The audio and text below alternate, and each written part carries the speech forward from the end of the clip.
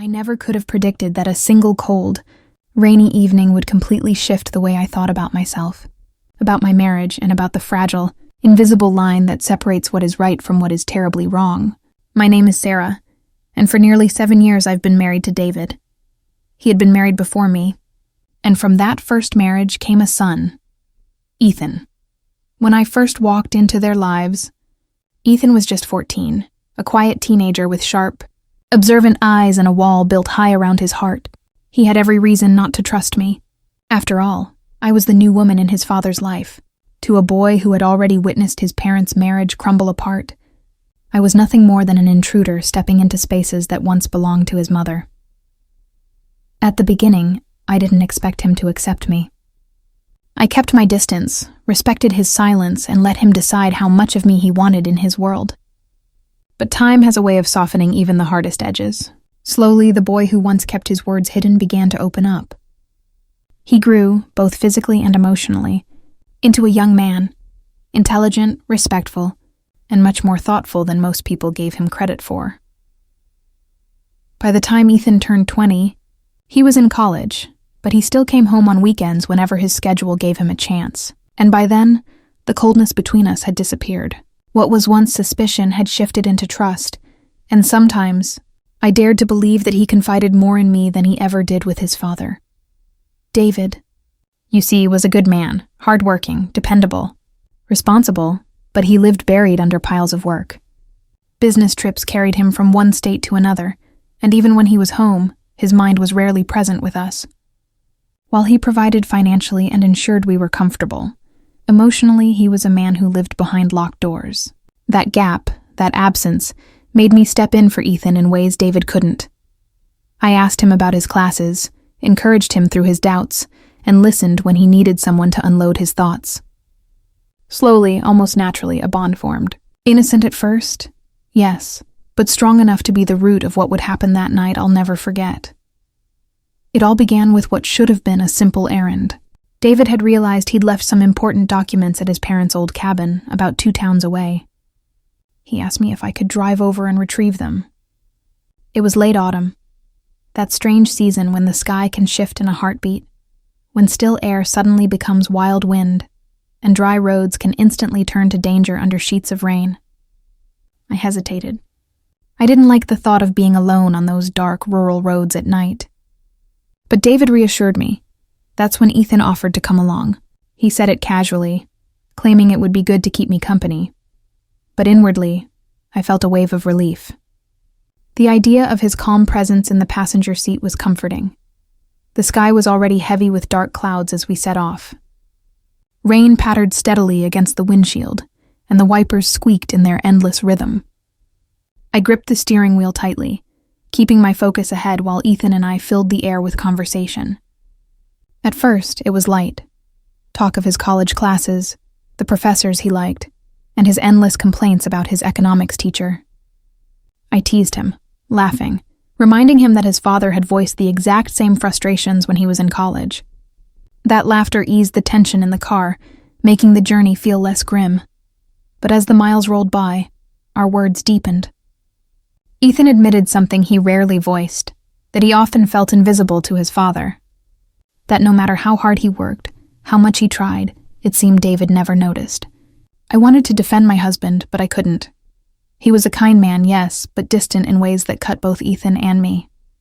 I confessed that sometimes I too felt forgotten, more like a presence in the house than a partner in his life.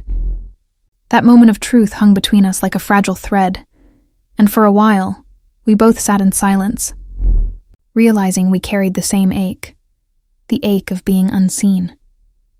By the time we reached the edge of the town, the rain had turned vicious, hammering the car with relentless force. The roads glistened with mud and water, and then it happened. The car jolted violently, skidding before sliding off into a ditch. My heart leapt into my throat. I tried pressing the accelerator, but the tires spun uselessly, splattering mud without traction. We were stuck. Ethan didn't hesitate. He jumped out, pulling his jacket tight around him, and tried to push us free. But the wheels refused to budge. Within minutes, we were drenched, our clothes clinging to our skin, the cold gnawing at our bones. My phone had no signal, The darkness swallowed the road around us, and there was only one option: walk back toward town. That town was small, nearly deserted in the rain. But finally, a flickering neon sign appeared ahead, a modest roadside hotel. I remember how surreal it felt, standing beside Ethan at the reception desk, dripping water onto the floor as though we were two strangers stranded by chance. The receptionist handed us a single key with an apologetic smile. "Only one room left," she said. Inside, the room was simple.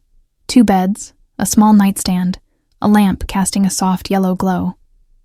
I laughed nervously, trying to lighten the moment, but Ethan only shrugged, calm as ever. We took turns in the bathroom, changing out of our wet clothes. When I came out in nothing more than an oversized t-shirt, my damp hair clinging to my shoulders, Ethan's eyes flickered toward me. Not long, just a second too long, but enough to send a ripple through me. We sat on our separate beds, listening to the storm battering the window. Hours passed, conversation filling the silence, and then, slowly, words slipped into places they had never gone before. Ethan asked me in a voice barely above a whisper whether I was happy in my marriage. The question hit me hard. I could have said yes. That would have been the easy answer, the right answer. But instead, the truth spilled out. I admitted that loneliness lived in me, that David and I had grown so distant, I sometimes wondered if he even saw me anymore. Ethan's gaze softened. And in that moment, I no longer saw just the boy I had helped raise. I saw a man, thoughtful, compassionate, and deeply aware of the weight I carried. What happened next wasn't sudden. It was subtle, dangerous, like watching a thread unravel slowly in your hands. His hand brushed mine, his gaze lingered, and suddenly the air in that little room grew heavy, filled with unspoken tension. My heart raced, torn between fear, longing, and guilt. I should have stopped it. I should have blown out the lamp, turned away, and let the night pass. But I didn't. That night, in the stillness of that room, Ethan and I crossed a line that could never be uncrossed. The morning after was suffocating with silence. The rain had stopped, the sun broke through the clouds, almost mocking the storm we had created inside ourselves. We picked up the papers from the cabin, drove home, and spoke little. Outwardly, nothing had changed. But inside me, inside both of us, everything had. At home, guilt followed me like a shadow. I couldn't look David in the eye without my stomach twisting. Ethan avoided me, his once warm presence replaced by distance, his eyes clouded with shame. I told myself it was a mistake, that it would never happen again, that no one ever had to know. But secrets don't disappear. They rot. They gnaw at you in the quiet moments.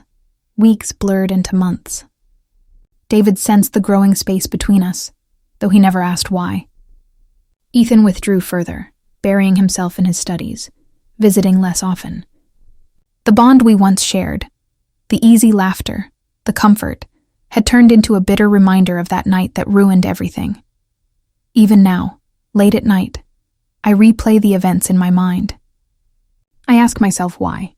Was it loneliness? Was it the intoxicating pull of being seen when I had felt invisible for so long? Or was it simply weakness, a single crack in my resolve that shattered everything? The only thing I know for certain is this: secrets corrode even the strongest foundations. And now I live with that truth. I carry it silently, a burden too heavy to ever set down. One night, born out of rain, cold, and vulnerability, has left a scar that will haunt me forever. Because sometimes the fiercest storms are not the ones that rage outside, but the ones we create within ourselves.